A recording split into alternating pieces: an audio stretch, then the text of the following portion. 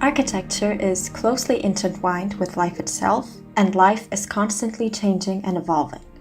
Therefore, we see architecture as something very dynamic, and we believe architects should be responsive to present-day problems, changes, developments, and paradigms to utilize architecture in a conscious way as a tool influencing life and society. We are three architects from Ankara, Turkey, and we met during our undergraduate education. I have known Emre since the first day of architecture school at METU, and I met Ipek in Milan in 2020 during our Erasmus experience at Polemy. Virtual Memory is the first ever project that we carried out all together, and it was also the most different one. We had great difficulties starting the project, because everything was possible.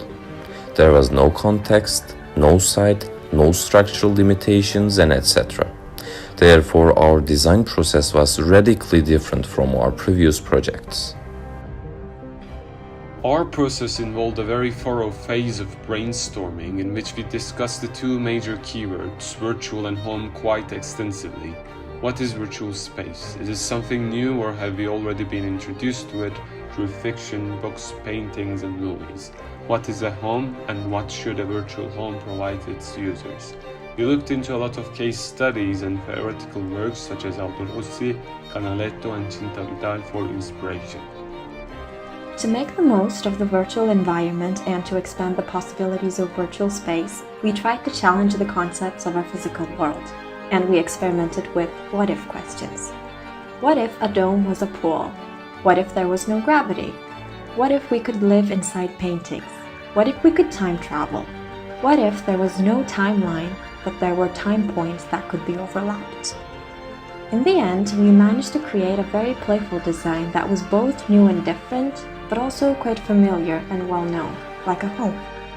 We believe participating in architecture competitions is a great way to challenge yourself to find innovative and creative solutions to design problems.